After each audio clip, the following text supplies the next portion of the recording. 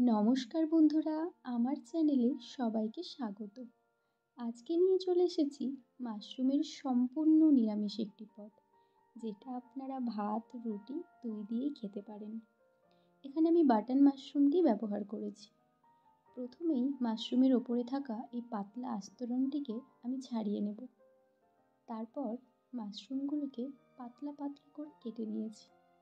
এখানে আমি মাশরুমের বোটাগুলোকেও সরু সরু করে কেটে নিয়েছি। মাশরুমগুলো কেটে নেওয়ার পর এগুলোকে ভালো করে পরিষ্কার জলে আমি ধুয়ে নেব। ধুয়ে এগুলোকে জল ঝরতে দেব। মাশরুমগুলো জল ঝরতে থাক, ততক্ষণে কড়াইতে 3 টেবিল চামচ মতো সর্ষের তেল গরম হতে দেব। তেলটা গরম হয়ে আসলেই তাতে দিয়ে দেব 1/2 চামচ পরিমাণ মতো গোটা জিরে। গোটা জিরেটা গরম হয়ে আসলেই এতে দিয়ে দেব 1/2 চামচ মতো হলুদ গুঁড়ো, 1 চামচ লাল লঙ্কার গুঁড়ো। হলুদ গুঁড়ো লঙ্কার গুঁড়োটা তেলে গরম হয়ে আসলেই এর উপর দিয়ে দেব একটা বড় সাইজের কুচিয়ে রাখা টমেটো। টমেটোটা দিয়ে আমি ভালো করে নেড়ে নেব। টমেটোটা যেই একটু নরম হয়ে আসবে, তারপর তাতে দিয়ে দেব 1 চামচ মতো আদা বাটা।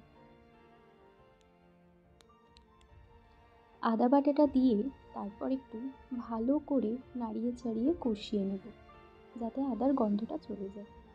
তারপর দিয়ে দেব কয়েকটা চেরা কাঁচা লঙ্কা। আপনারা কিন্তু ঝালটা নিজেদের ইচ্ছে মতো দিতে পারেন, আপনারা যতটা ঝাল খেতে পছন্দ করেন সেই বুঝে। এরপর কাঁচা লঙ্কাটা দিয়ে ভালো করে মশলাটাকে কষিয়ে নেব।